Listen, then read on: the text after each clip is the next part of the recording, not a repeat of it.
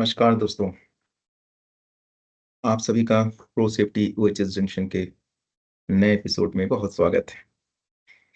तो जैसा कि पहले हमने आपको बताया पिछले एपिसोड्स में कि सेफ्टी ऑफिसर की ज़रूरत क्यों है और safety officer as a career क्या महत्वपूर्ण भाग रखता है व्यक्ति के विकास में।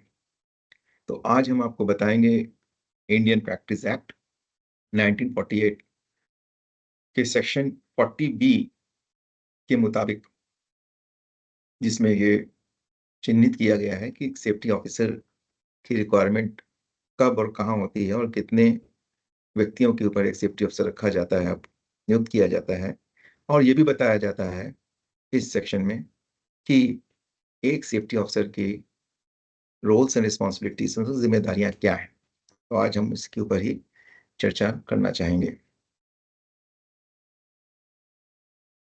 तो जैसा कि section 40 B Indian factories act 1948 का ये जो भाग है, ये बताता है, चैप्टर 4 सेफ्टी का सेक्शन है। इसमें कि अभी हमने जैसी जानकारी एकत्रित की है, आपको बताइए, साझा की है कि कितने व्यक्तियों के ऊपर एक सेफ्टी ऑफिसर चाहिए होता है। वो निर्भर करता है हजार्डस इंडस्ट्री और नॉन हजार्डस इंडस्ट्री के ऊपर।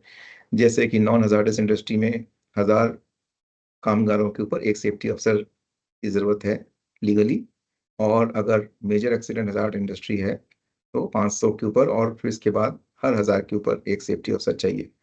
तो सारी इंडस्ट्रीज जो मैन्युफैक्चरिंग में काम करती हैं, उनके लिए ज़रूरी हो जाता है सेफ्टी अफसर की नियुक्ति करना, क्योंकि ये कानून का एक भाग है।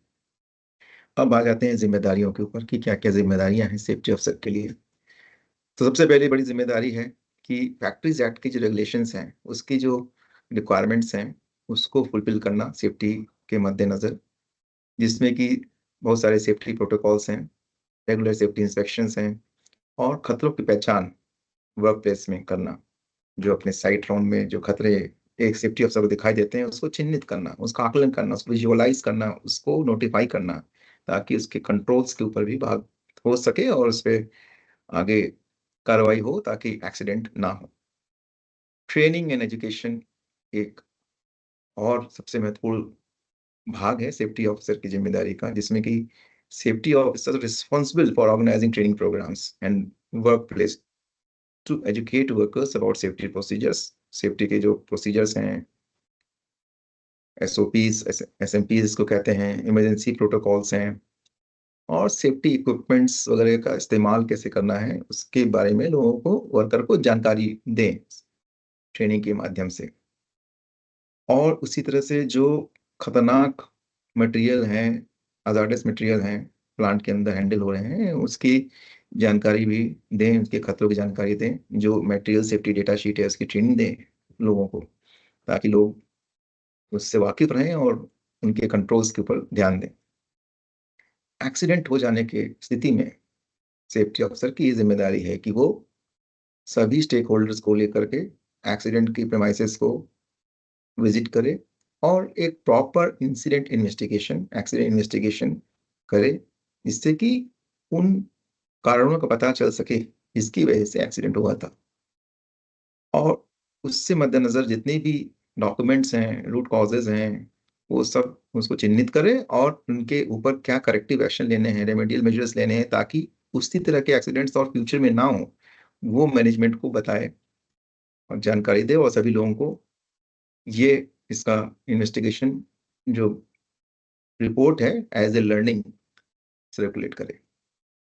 एडवाइजरी रोल, ऑफ कोर्स, क्योंकि 1000 के ऊपर एक सेफ्टी अफसर है, तो वो खुद काम तो सारे खतरों को रोक नहीं सकता, लेकिन लोगों को एडवाइस कर सकता है, मैनेजमेंट को एडवाइस कर सकता है, जो परमिट इश्यूअर्स हैं, रिसीवर्स हैं, उनको बता सकता है, सुपरवाइजर्स को, कि क्या-क्या खतरे हैं, उन खतरों का रोकथाम कैसे करना है, ताकि एक्सीडेंट ना हो।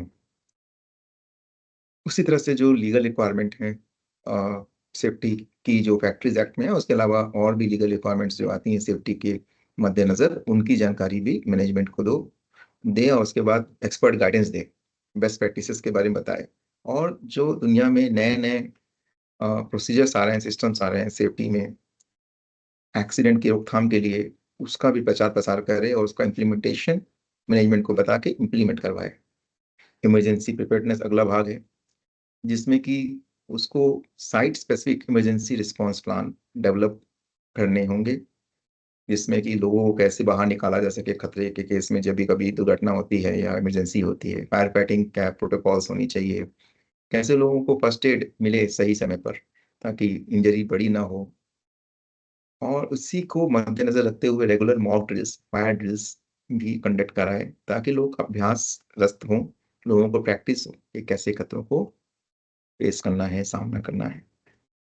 सेफ्टी कमिटी जो कि एक लीगल रिक्वायरमेंट है, इसमें 50% मैनेजमेंट के लोग और 50% वर्कर्स कम्युनिटी में से लोगों को मिला करके सेफ्टी कमिटी बनाई जाती है, और जिसका रेगुलर रूप में मीटिंग की जाती है हर महीने लगभग, ताकि जितने भी चीजें ऑडिट इंस्पेक्शन में रह गई हों और किसी का कंसर्न कुछ है तो उस कमिटी में डिस्कस हो, उन खतरों का जो है निवारण कैसे हो वो मैनेजमेंट के सामने प्रस्तुत किया जाए और मैनेजमेंट उसको अप्रूव करे, समाधान दे।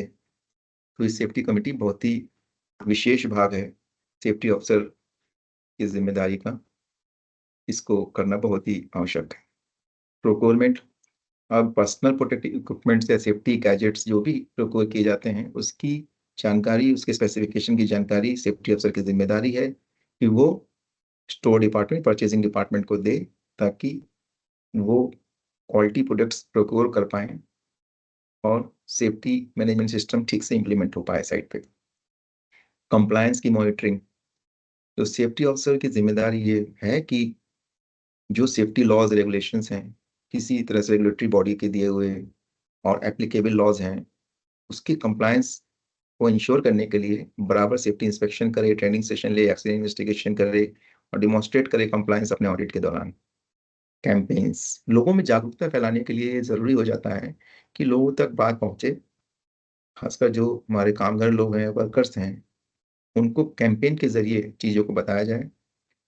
उसमें हर तरह के कॉन्टेस्ट हों, एक्टिविटीज हों, लोगों की भागीदारी हो, जिससे कि वर्कर का इंटरेस्ट सेफ्टी मैनेजमेंट सिस्टम में डेवलप करने में आए और सेफ्टी का उत्थान हो और एक्सीडेंट का रोकथाम हो।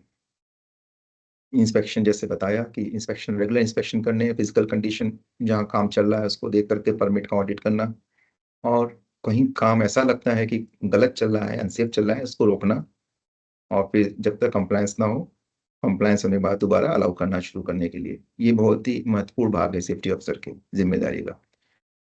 आखिरी में सबसे इम्पोर्टेंट ये है कि लीगली किसी भी सेफ्टी अफसर को जो काम चिन्हित किए गए हैं सेफ्टी की भलाई के लिए, उसके अलावा कोई दूसरा काम ना दिया जाए और ना वो ले, क्योंकि सेफ्टी का कंप्लायंस इंश्योर करना अपने आप में एक ऐसी जिम्मेदारी है जिसमें अनबायस्ड होकर के काम करना है।